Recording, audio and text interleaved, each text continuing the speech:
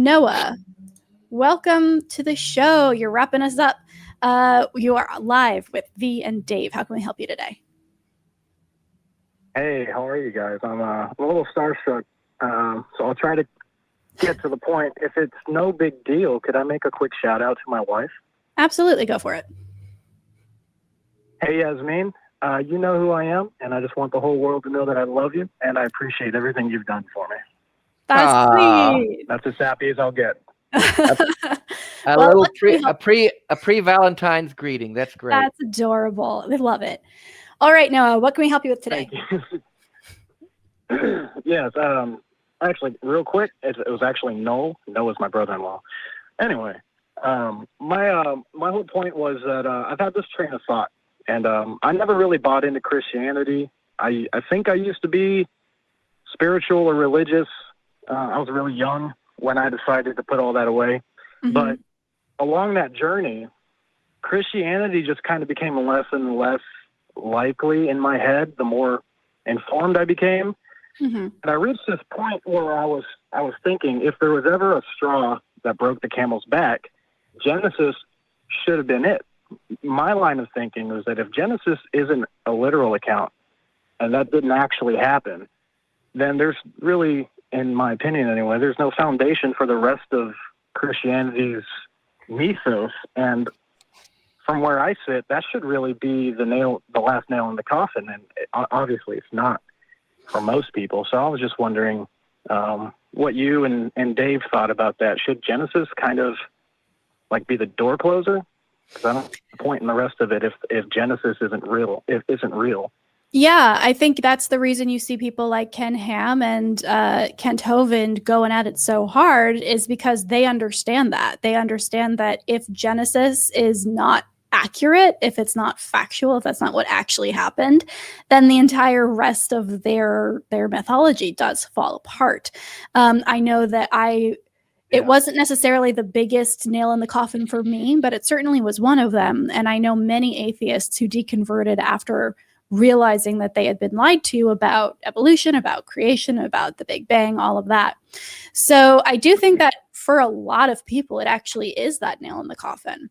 The people who are able to get around that have this very tricky way of getting themselves into this space where they're okay accepting metaphor, right? And so if you say, oh, well, Genesis is metaphorical or holds deeper meaning or tells us truths that don't actually, have a scientific counterpart, kind of like our first caller was saying, oh, it's just a method of understanding the world, then it's very easy to take that and apply that to, Jesus saying, I am, the second Adam and Adam and Eve caused the first sin, and Jesus coming to save that. Of course, if there's no actual Adam and Eve, that makes it more complicated. But if Adam and Eve is a metaphor for just people being bad in general, then you've effectively skirted that. So it really does depend on how metaphorical you're comfortable getting as a theist, and how much cognitive dissonance you're comfortable entertaining up there. Yeah, I agree with that. Go ahead, Joe. No, go ahead, Dave.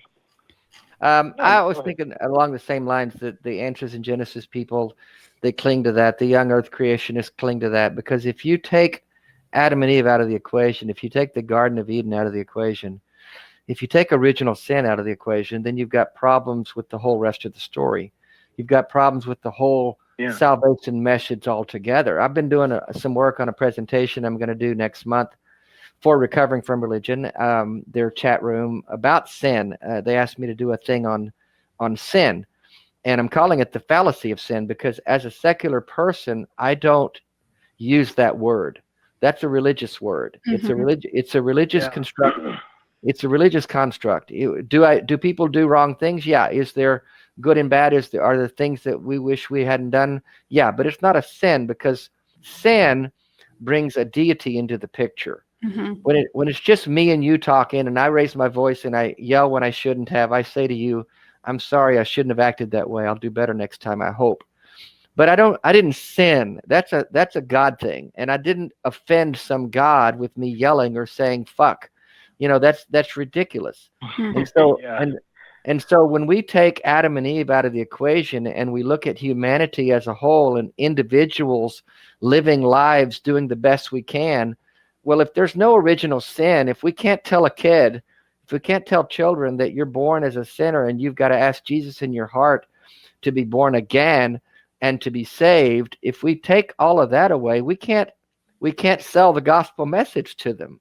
We can't sell the gospel message to anyone because there's no problem that has to be solved. Mm-hmm. There's no sin that has to be forgiven.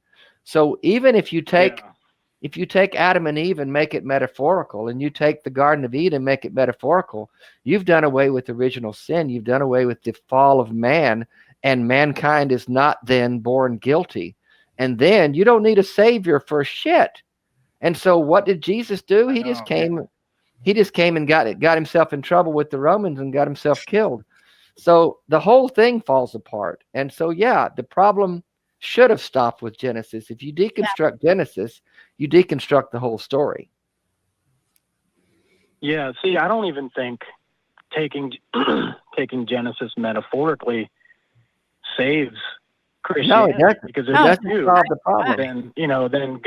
Then God only metaphorically created the universe, and he only metaphorically created man in his own image, and we only metaphorically somehow, contrary to his perfect knowledge and power, managed to, usurp his divine plan, and I just don't even see how taking it metaphorically saves it in any way. It doesn't solve anything. Like it's dead in the water. Yeah, it's a big. God is metaphorically there.